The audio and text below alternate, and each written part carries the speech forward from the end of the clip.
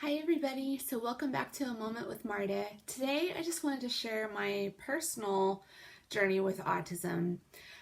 So my son was born in 2009 and he was a really big baby, 10 pounds, 1 ounce. Yeah, really big. He was delayed in all of his gross motor skills in babbling and talking, didn't make a whole lot of eye contact, those kinds of things. He did his, what we called at the time, crazy hands. It was really cute. He would just do this all the time around his face. We didn't, know at the time what that was. We just thought it was really cute, something that he did. It was about the time that he was 12 months old that we started to suspect that he had autism. He would just scream and cry and be really upset for, at the time, what we perceived to be no apparent reason. Now we know a lot more, and looking back, realized that he was struggling with some sensory overload in those moments. He was diagnosed as moderate to severe on the autism spectrum with speech impairment around 2.5 years old. My daughter was born around the time my son was 2, and she was just struggling so bad with acid reflux. My son struggled with it. I thought his was bad, but it was nothing compared to my daughter. My daughter, poor thing, was just in pain and so miserable for the first 9 months of her life. She just cried. So here we have a 2-year-old who, is on the spectrum and is having sensory overload. We have a newborn who is in a lot of pain and waking up around the same amount of time that she, typically would. My son, at the same time, was waking up literally every 45 minutes. Honestly, there are times where I think, how did we even make it through that time? My husband and I don't have any family here in the area. At the time, a lot of the friendships that we did have kind of drifted away. We didn't really have a whole lot of support from, the community or church or the friends that we did have at the time. So it was kind of just the two of us. Praise the Lord, we've got a really good, strong marriage, and we just tried to give each other breaks and help each other out as much as we possibly could. My daughter, she had kind of more of some of the classic signs of autism. She didn't really speak really much at all, not even babbling. She lined things up and sorted things. But she is high functioning on the autism spectrum. So she really, once she was about 3 and was able to be in the PPCD and pre-K program, she just, she grew and learned a lot. So we had 2 kiddos on the spectrum, and we're not getting any sleep. And I ended up, after my daughter was born, I ended up having postpartum depression. And, I didn't have it with my son. It was unexpected. It's not something that we were accounting for. So it was kind of a crazy time in our life. So I know what it's like to feel broken, to feel deflated, to feel defeated, to feel burnt out.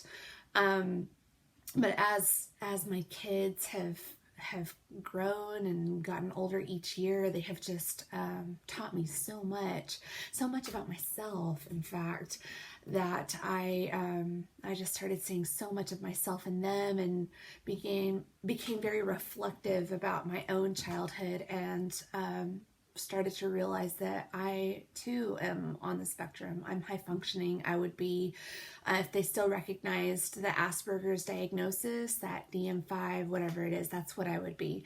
I did some testing, and I've had some confirmation that I'm high functioning on the spectrum myself. And throughout all of it, it's been a journey. There's certainly been some ups and downs.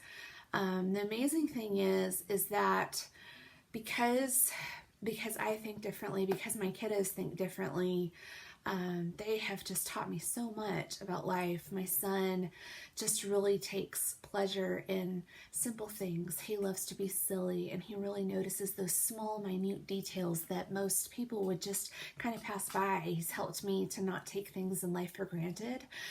My daughter has this insatiable hunger for learning and for knowledge, and she's been obsessed with dinosaurs since age 3. A lot of times people that are on the high functioning end of the spectrum, they'll have maybe a certain subject that they just really are interested in, and for my daughter it's dinosaurs. And I've learned a lot about dinosaurs with her, and her passion for learning is really truly inspiring. I have learned so much from her and with her, and have been inspired to continue learning myself.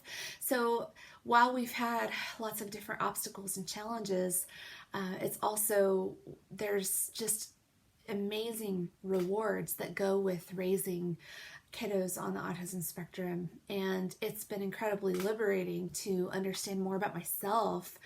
I know what it's like to feel invisible. I know what it's like to feel on the outside looking in. I know what it's like to have sensory issues, to have anxiety, and your gut so twisted and knotted up because of anxiety that you just get overwhelmed by a question or having to make a choice of some kind. So I get it from being on the spectrum and for raising kiddos on the spectrum. And my hope is that through doing these videos, that it helps inspire individuals on the spectrum as well as families living with autism, that you're not alone, because sometimes it's so easy to feel isolated. You're not alone. And I have felt this calling on my heart from God to advocate for families living with autism, for individuals on the spectrum, to help families, to unite them, to help them not feel alone. Because I know what that's like. I know all the feelings that go along with feeling like you're not quite a part of the group, where you're on the outside looking in, where you feel exhausted and defeated and deflated and lonely and isolated. I know what that's like. And you're not alone. Even if it's, I'm your friend, I just want to encourage you and lift you up and be in prayer over you. It's not hopeless. You're not alone. You're not isolated. And there are others out there that do understand those feelings, and it's okay. It's natural to feel all of those things, whether it's feeling burned out because you're just so tired. I get that.